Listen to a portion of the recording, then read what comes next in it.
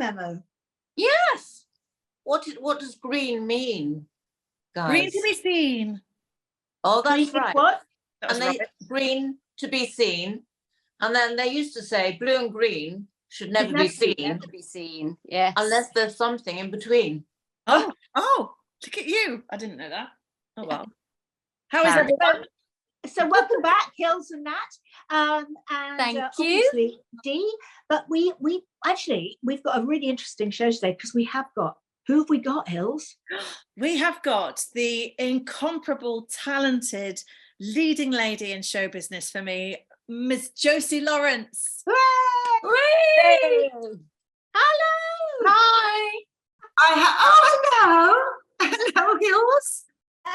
If you were wearing green, that would have been too much because we all just ended up in the same colours. But no memo. I love your hair like that. That length is so lovely. I wish we could all be sitting in a room. You know, like they have the Housewives of New York and that at the end, where they all sit in ball gowns on sofas.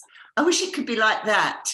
Oh, a ball gown on the sofa. Instead of That's a good idea. Well, perhaps next time we'll be in ball gowns on sofas. Yes, I think we should plan it, actually. You could do another Wonderbirds live in the West End, another Wonderbirds live stage show. Wonderbird live. We did one last year, 2 years ago? I can't remember when we did it. We were live. Yes, about 18 months ago, we did the Duchess for a night. Oh, fantastic. It was amazing. So weird, though, because it was sort of lockdown was just, the whole audience were in masks. It was weird. It was very weird. We still packed it, but, it was a great night. Josie, I've got to say that I'm a big fan of yours. Thank you.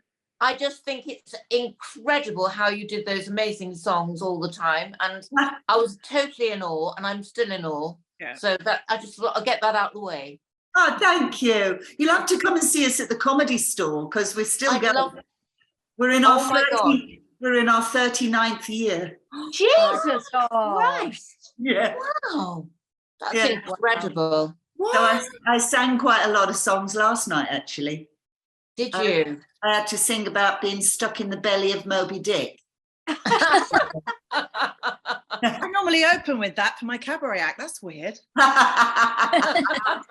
We're booking the Comedy Store. We're sweating. We don't know whether you're going to be on, but it just has to be that day. It's May 28th. It's my best friend's 60th, and we're going to book a group of us to go. But we'll come another time when you're on. Like I did. I'm on May 28th. I'm on most Sundays. I'm not on next week because I'm going home for my family Christmas. Oh, sweetheart. Your family Christmas. Yeah.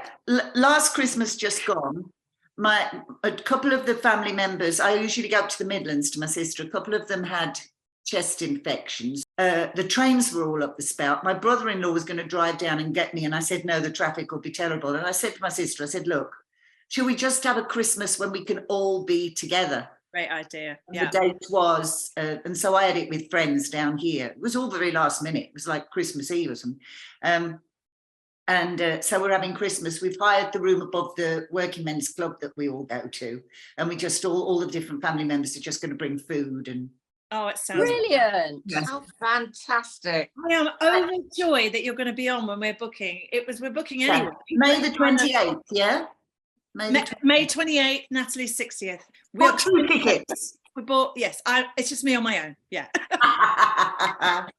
Josie, we had the fortunate, it's very fortunate circumstance of being chosen to appear with Victoria Wood with her Acorn Antiques, the musical at Haymarket. And we had 16 glorious weeks playing, but obviously 8-week rehearsal. The most memorable time, right? Wasn't it a great time?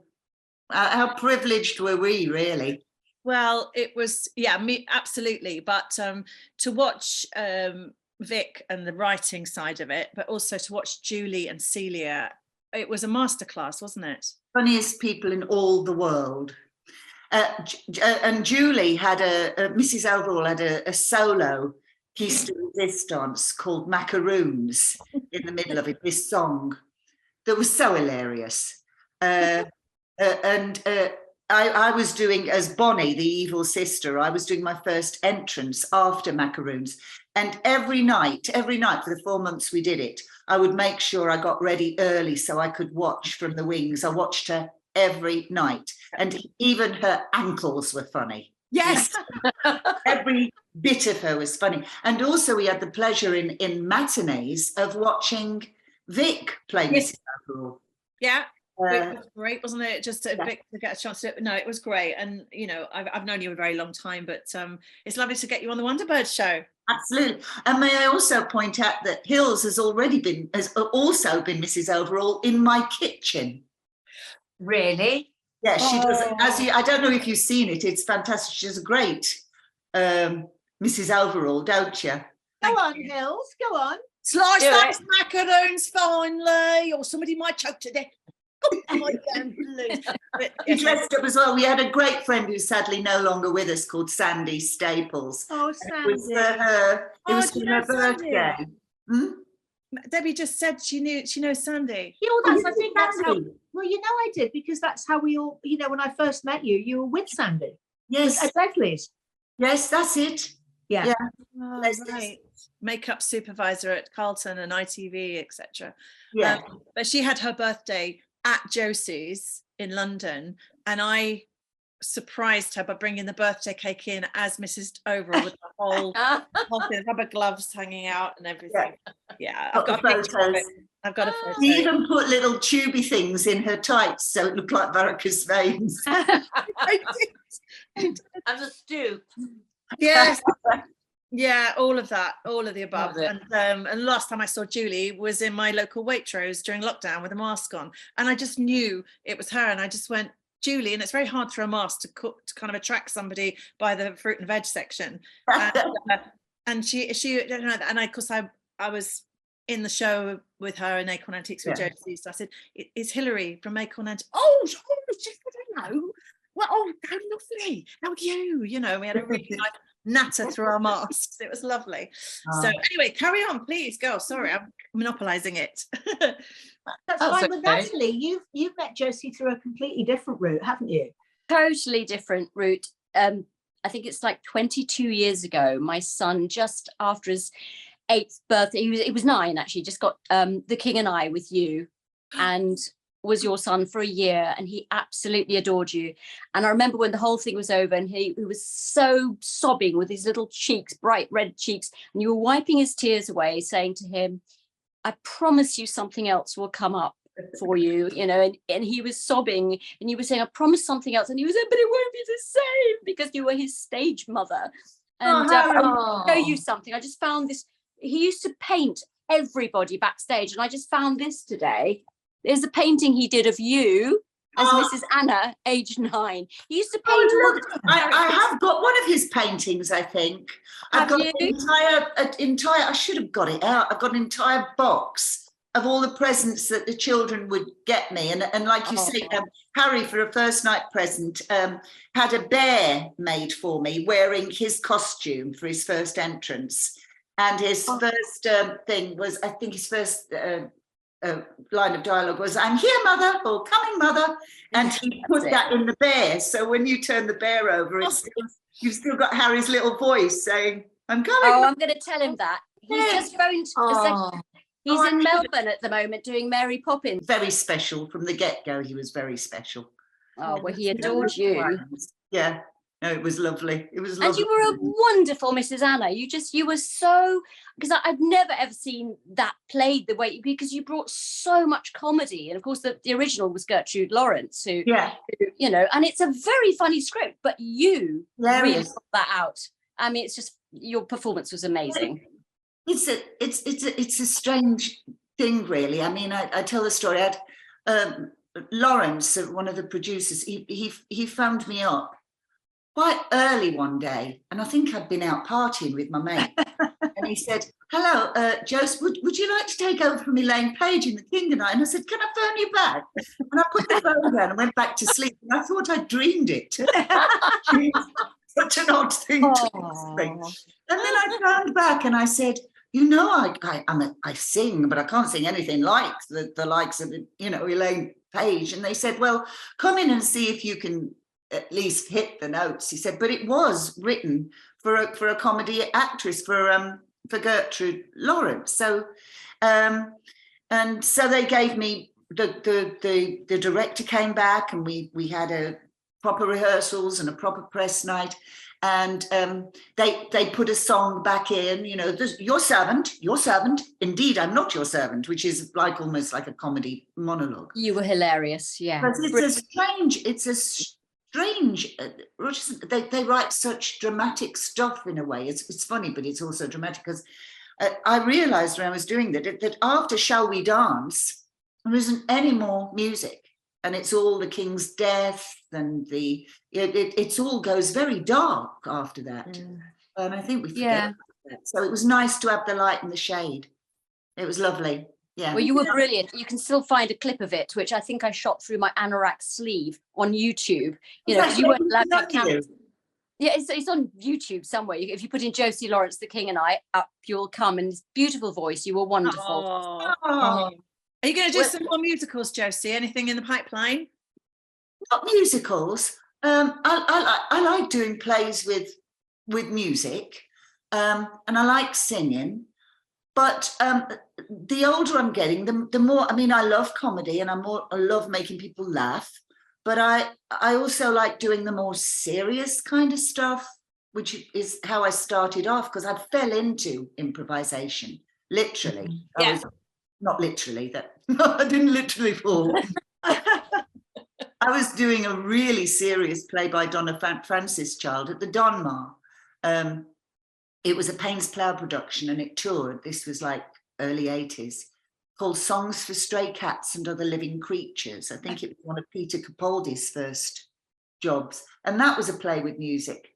It was about set in Glasgow, about a single mom who was obviously manically depressed and going through a tough time, and she gets a little job in this warehouse where there's all these musical instruments, and when everybody's gone at night, she takes out her notebook and she's written songs to herself, and she plays the piano and sings these songs to a stray cat that's in the warehouse. And it's about love and loneliness, and we were doing that at the Donmar, but they were doing late night improv, fishbowl, where audience would put suggestions in this fishbowl. And they hadn't got many women doing it. So they said, stay behind after your show one night. And so I did. And that's how it happened, really. I didn't know that. Amazing. That is amazing. The Comedy Store players, and then the producers of Whose Line came along and watched us. And then we auditioned again, funnily enough, at the Donmar. Me and Paul Merton auditioned, and that's how all that started. So I love doing comedy things, but I also love, like, My Mother Courage, and you know, there was a lovely play I did last year, Jonathan Harvey new play called Our Lady of Blundell Sands, and that was lovely. And he writes, so it turns on a sixpence. You can be hysterical 1 minute and then you're crying the next. Wow. And so I love that kind of thing. So that was a Josie, have you ever tried writing? Because I think you'd be brilliant with your improvisation. I like writing, but I don't know if it's because of all the improv I've done. I'm very lazy. I mean, I've got wonderful friends like Mira Sale and Jenny Eclair who write all these novels and plays and monologues, and I'm really in awe of them, because I get an idea and I sit down to write it and I get bored with myself. I never finish things unless somebody asks me. Like I directed a play called Berkoff's Women in the 90s with the wonderful Linda Marlowe. Yeah. Yes. I remember. Fantastic. And she played all the female parts of Berkoff, because of course she was one of Berkoff's muses. And then we used to go to Joe Allen's, and Linda used to tell me all these stories about her life. And every time I met her, and I'd known her for years, we met at doing a thing with Albert Finney on the telly called The Green Man. She was his wife and I was his daughter-in-law, and we became good friends. But these stories would pour out of her, amazing stories. I said, you've got to put them all into a one-woman show, and it was called No Fear. She recently brought it back. Yeah, and she asked me to write a piece for that, which was about the birth of her two sons. One when she was very young, in her early 20s, and then she had one later in her late 30s, and it was called Breathe, and it was about the situation of how different having the two sons were, and so I was very pleased with that. I was proud of that, but that's because I had somebody saying, right, it's got to be in 2 weeks, you know. Yeah, like a Give you deadline. deadline. Yeah. Yeah, I work better like that. I remember once years ago, we went to the theatre together, Josie, to see As You Like It with Sienna Miller and Dominic West. I remember that. And I, just before it started, I sort of flickered through my program, and I was very nervous because I'm not, my boyfriend, Alan Cohen, is a director. He specializes in Shakespeare, but he sends his love, by the way. And I'm not a big, I don't know enough about it. And I'm embarrassed to say that I'm not I've seen Midsummer Night's Dream, etc. But just before the show started, girls, I turned to Josie and I went, so what's this about? And thank goodness, Josie just went, right. She turned like that in her scene. She went, right, just literally top right through the storyline in like a capsule for me. And I just sat there so relaxed then, and I really, really enjoyed it. And they were brilliant. Yeah. But Josie knows her stuff. When she talks about, oh my gosh, she knows. I love Shakespeare. Yeah. I would be happy just doing Shakespeare all the time if I had the chance. But yeah. I mean, I did the Shrew in the Royal Shakespeare Company in the 90s, but my favourite one was at the Royal Exchange, which was Beatrice. Because she had a lot of chutzpah, Beatrice. And she's great to play because as again, what I was saying, you get the comedy, but then you get that wonderful church scene, oh, that I were a man, you know, when she wants to wreak vengeance. And so you get a fiery side as well. And I loved playing Beatrice. But the parts tend to go the older you get, you know what I mean? There's sort of the nerds and people like that. Although people are messing about with ages now, I guess. Yeah, I think that's the thing. When people say, you know, when people are casting now, they go, you know, it's an age, but the fact is we don't go around with our age over our head. That's what I keep saying to people. You know, you don't go around saying how old you are, and it's how, you know, you look or how old you know. There are some people, some actors who are in their sort of mid-40s who look a hell of a lot older. Yeah. And there are some actors who are in their 60s who look a hell of a lot younger. I know. And so therefore, you know, when one says to me, it's somebody in their 60s, in my head, even now, I will see an old lady. and that's because that's how we were brought up. But that's, I mean, you know, you're not going to cast Joan Collins as an old lady. You're not, even though she is nearly 90. It's perceptions of age are very, very weird. And I think they stop it in the States. They're not allowed now to say how old people are on their if you look on their sort of like Wikipedia, it doesn't say their age. Right. Yeah, maybe. But they do in this country. Everything is, you know, Debbie Arnold. This is your age after. Why is it? I agree. It's not. I've had it. I've had it recently because things are much quieter than they used to be. Luckily, I've got the store and I've got little projects that I work on with friends. But there, you know, I did hear, you know, oh, you know, with the things are busy at the moment, but not for people your age. And you know, I don't know what to do about it. You're right about the age thing, but I used to think when I was younger, when an actress said, "Oh, I'm not going to talk about my age," I used to think, "Oh, is this a vanity thing?" And it's actually not, because if you, as you say, on the paper, and you see somebody is in their 60s, then you're going to, I don't know, write them off. It's difficult. Luckily, I mean, there are. I mean, I loved watching like Happy Valley and stuff like. I just love it when you see women of a certain age and women of a certain age being powerful and strong.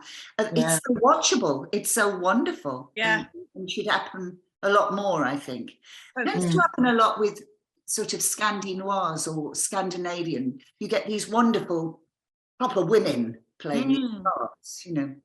I was going to say Europe is a lot better, and France, you know, you see women, as you said, in their 90s, you know, looking amazing and glamorous. You just don't think about it because it's not a problem for them, but it's like we are very stereotyped here, aren't we? Yeah. And also to remember that, you know, like you mentioned Deb's Joan Collins, and you know, you never know. It might be that Joan Collins, that's Joan being herself. That's Joan, but she might quite like to play somebody in a grey wig. Yeah. You know what I mean? Well, I don't think she ever has. No. And I don't think that she, you know, I think she is what she is. And I think it's almost like, you know, people say to me, like, you know, my agent will say, oh, you know, this part, and, you know, you need to sort of dye your hair or, you know, look older. And you say, but actually, no, you know, I that's not, it would never turn me on to do something and to play a decrepit old person. That's just, I don't think I would feel comfortable. And I know it's just quite liberating though. I did a play at the Orange Tree Theatre where I had to be just completely worn out and no makeup, no nothing. And actually, it was so liberating. I didn't have to think about anything except what I was. So to not have any makeup and to just be like that. I don't think I could. I think I would rather be naked than have no makeup. You'd rather be naked, Debbie. You see, I quite enjoy it. I did a thing in Budapest last year. It was only a little part, but it was great. This sort of, she had to fight and she was feisty, and like I had like Jack Sparrow eyes and really rough and a scar. And it was quite liberating. I loved it. And that's what I loved about Mother Courage when I did it was being quite healthy looking and come on, you know, at the beginning. And then, you know, she deteriorates and I'd rush off and I'd some dry shampoo in the backstage and I'd do all the front of my hair and put my scarf back on and rub my eyes all dark and then come on and be all. You're right. It's just a. So what's happening now, Josie? Are you doing anything? I mean, I know you're at the Comedy Store, and we should come down and see you because I love it. I love you. I mean, I've seen you so many times, and you've never ever done the same thing. I mean, how the hell do you keep going on with all of those improvisations? I think really, it's funny, isn't it? Because I suppose it's like, in a way, I don't know how to put this. In a way, it's like saying, how do we have so many conversations in our lives? Yeah. Because improvisation, in a kind of way, is a conversation between two people. That's well. Very, very well put. Very well put, yeah. So it feels like that. I love the Comedy Store. If you're asking what else I've got on, nothing. Nothing. It's so quiet. I mean, luckily, I live in an area where I've got lots of local friends, so we do walks in the morning and I love pottering around my house and that, but I'm yearning to add. There was some tours I was asked to go on of lovely things, but I've got a thing at the minute about, and I don't know if lockdown caused it a bit, of just wanting to stay where I am at the moment. Same. I mean, in an ideal world, I said to my agent, can we find me just a couple of scenes in one of those hard-hitting dramas where I can be, oh, I didn't know Josie did that. You know what I mean? Yeah, I feel like I've done it on theatre, in the theatre. I feel, Josie, you're always reinventing yourself. And what I really got from you is that you're you've got a brain, you know, that I mean, as a child, did you, in your family, did you know that you were going to do something? It's just that you seem to have that special thing about you where, you know, you're a thinking person, you're an intelligent person, and there are so many things you can do. Well, there was no, I mean, I came from such a loving working class family, and there was no theatrical or drama school or anything, or anybody who'd been in the business, but as soon as I could talk, they just knew. I was always the little kid who put on shows, you know, when it was dressed up Friday afternoons and that. I was always the one. I couldn't wait to join the drama thing at school when I went to secondary school. I couldn't wait to join the Amateur Dramatic Society when I was 16. And I've just always loved acting. I mean, I trained at Dartington College of Arts to become like a theatre practitioner, I think it was called. I loved it. It was the countryside. It had a swimming pool, and it was a long course. And I think I kind of grew up there. But I just always wanted to act. Before lockdown, Dartington's made me remember it because the other lady that's in it, Tanya Myers Lowe, is someone that I lived with at college. And we've done, there's a lovely couple called Anna Mottram and John Sanders who do these films that are completely improvised. Completely. And we filmed it in the Isle of Wight in this house that was full of things. And it's about two sisters who return to their mother's house after her death to empty it. And it's called a Clever Woman because our mother was a very clever woman, but a woman who had many lovers, who everybody thought was perfect. And this all kind of comes out in the film. But the way John works is he writes alphabetical order cards, and we'll just write on the card, the sisters talk about poetry. The sisters discover this about their mother, just A, B, C. And he films in chronological order with a camera on a track. So you only do one take. And you don't talk to the other actors beforehand. You just do, it's complete, pure, quite serious improv. That's released in April. I haven't got the actual dates yet. Well, but yeah, Clever Woman.